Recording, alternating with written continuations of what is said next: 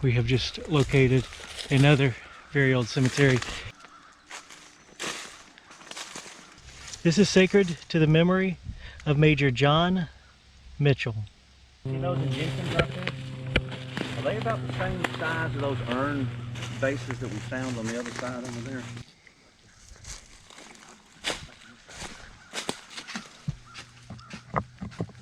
Perfect fit.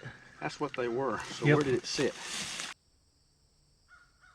Hey everybody, you're watching Sidestep Adventures. It's Robert. I'm out here with the other Robert today, and we are going to solve a mystery from the Major Mitchell Cemetery today. So if you remember on a previous video where we were out there trying to clean it up, we found the stone that had the square cutouts, that one of those, I call it a stone urn, fit in perfectly. And we were trying to figure out how the stone urns went in there. Well, today we're going to take a look at a grave that solves that question. Let's go. All right, so we are in a very, very large cemetery today. Now this is an old Methodist church cemetery, and we're not gonna have time to look at all of the graves out here. I may come back out here and try to do some more documentation at a later date.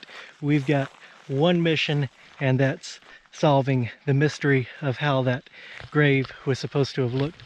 Before we solve that mystery, I'm gonna go ahead and take you guys around this cemetery with me, and we'll just kind of look at it. Like I said, we're not going to read names and get into a full documentation today, but we'll just get a general overview.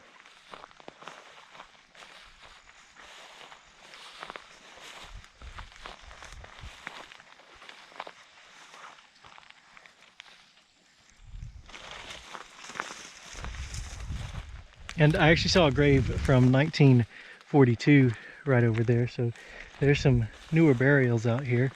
Now that looks like a newer stone, but the death dates are 1879 and 1876. Oh, this cemetery is really amazing. It just keeps going.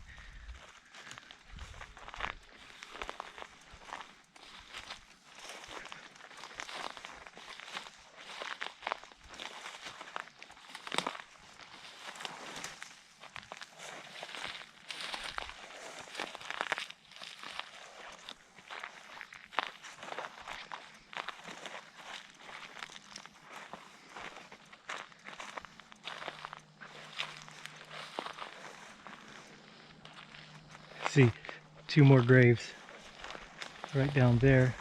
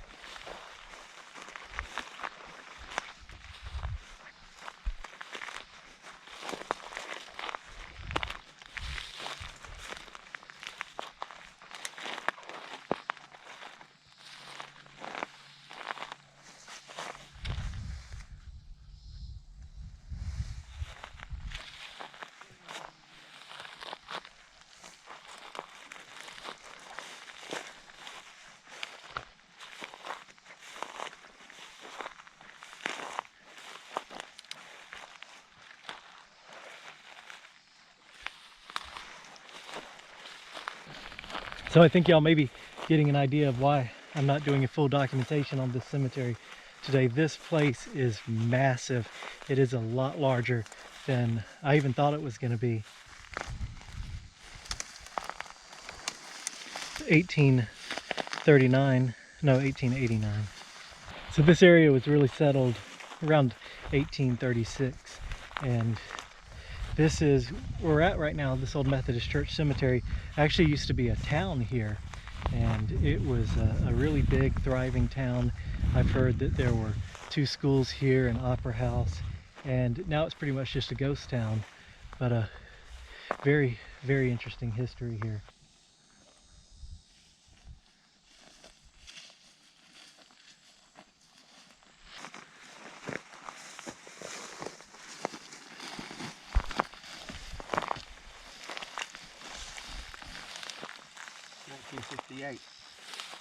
U.S. Marine. Right there. World War I. Yeah. Yep. Interesting. I like that one with the dog. It's a lamb. Oh, is that what it is? Yeah, it's a lamb. Common in cemeteries. Yeah.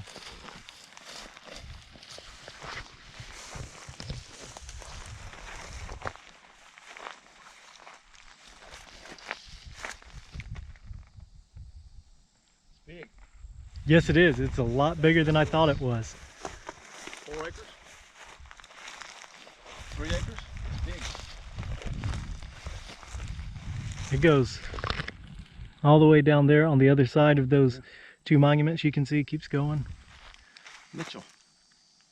All right, so here we are at the graves we came out here to see today to solve the mystery of what that one stone probably would have looked like, and it's right here.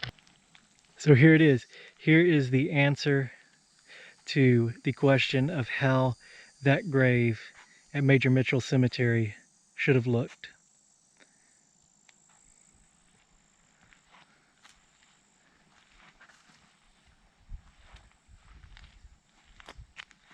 So this would have been a tabletop grave,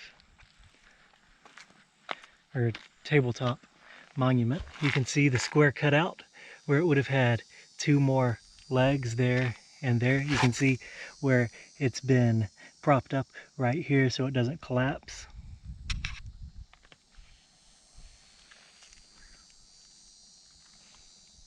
So it could have been natural destruction. What happened to Major Mitchell's daughter's grave, which is of course back in Georgia, that we showed you on the other video, and at the beginning of this video you can see how the top of the stone on the other video is laid up against the rock wall, and then that bottom stone is broken into pieces and just kind of stuck into the ground. But it is really amazing to stand here and see how that grave should have looked. I imagine that when Major Mitchell Cemetery, even though it was much smaller and within a rock wall, back when it was first built, it was quite a beautiful place.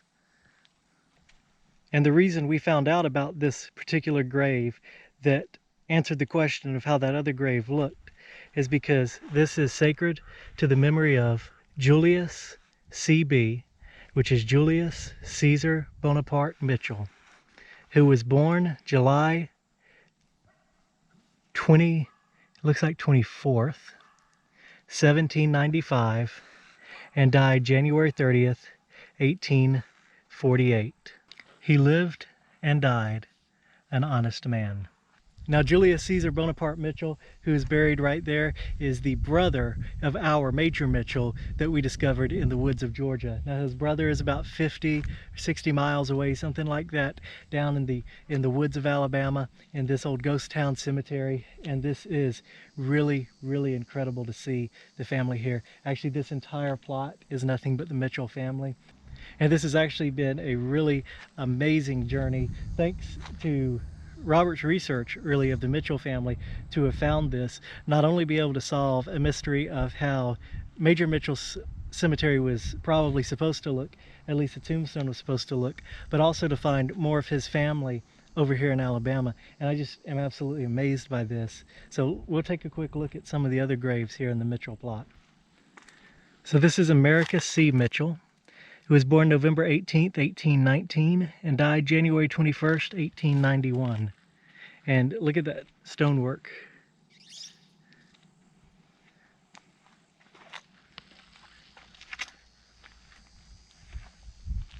Over here on this side is Mary E., wife of Americus Mitchell, born November 2nd, 1823, and died July 7th, 1895.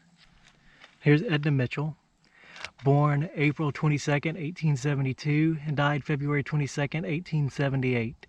And Berta Mitchell, born July 27th, 1875, and died July 8th, 1876.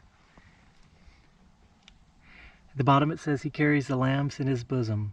Something that's really interesting to see. At the bottom it says Coleman's White Bronze Works, New Orleans, Louisiana.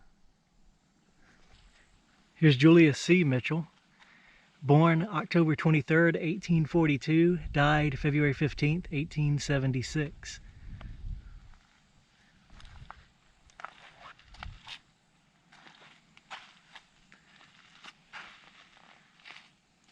At the bottom here, it says gone, but ever remembered.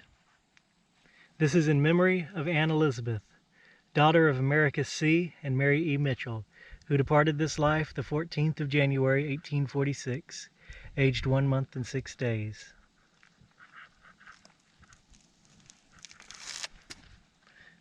Got a maker's mark right down here. Here's the infant son of T.J. and M.E. Reynolds, died August 13th, 1887. This is in memory of Catherine Mitchell, wife of Julius C.B. Mitchell, born in Hancock County, Georgia, March 4th, 1799, died July 19th, 1880.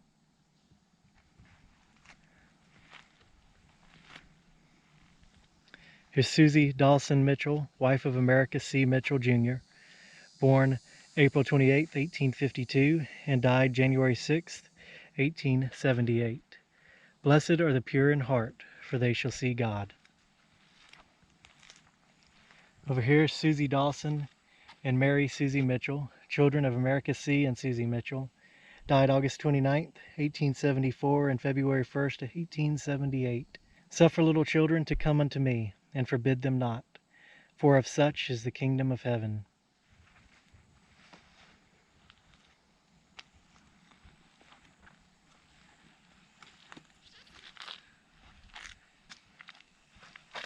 Here's Reverend Thomas H. Dawson, M.D., born April 8, 1809, died June 19, 1873.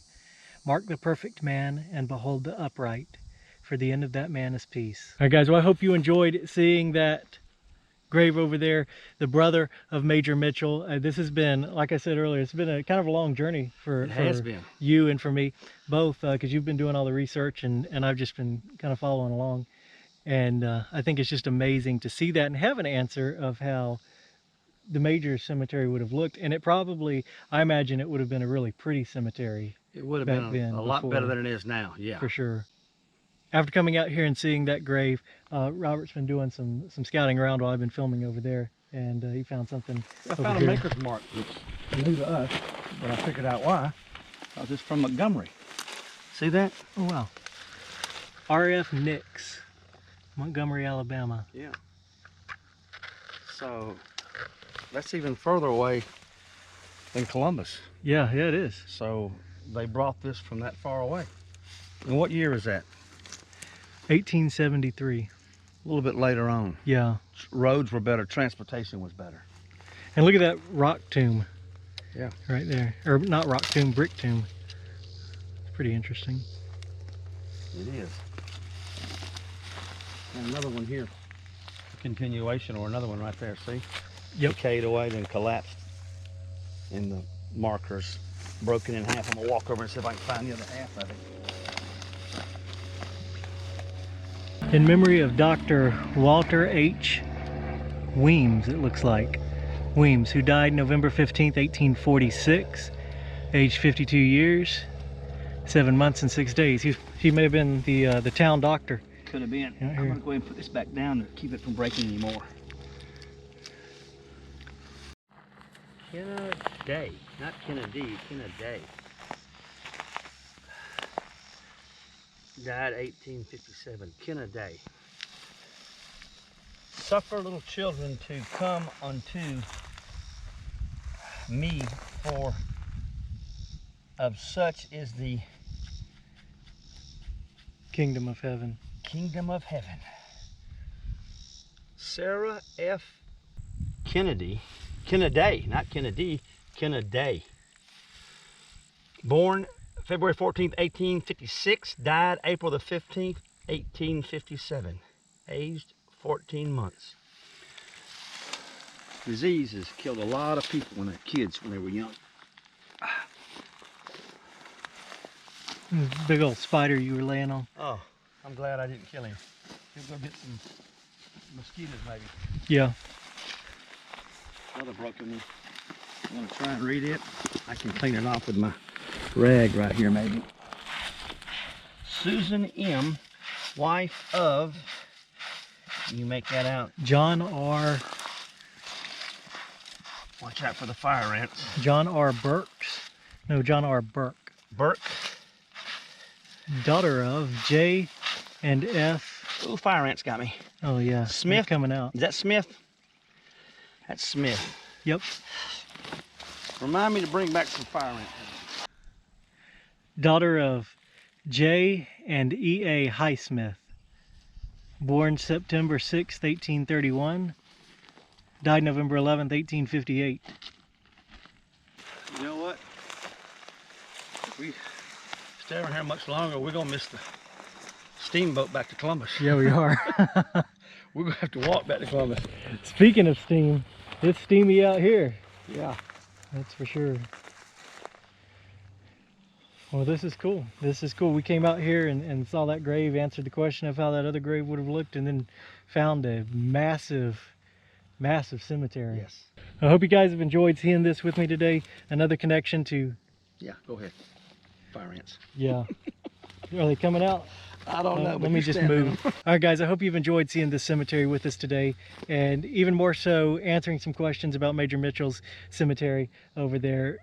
Like I said, that's really amazing to me to be able to see that, and so many miles distant, and so many miles apart, but be able to connect those two cemeteries. And I just think that's, you know, the coolest thing. That is. And I hope you've enjoyed. Don't forget to like, share, and subscribe, and I'll see you next time.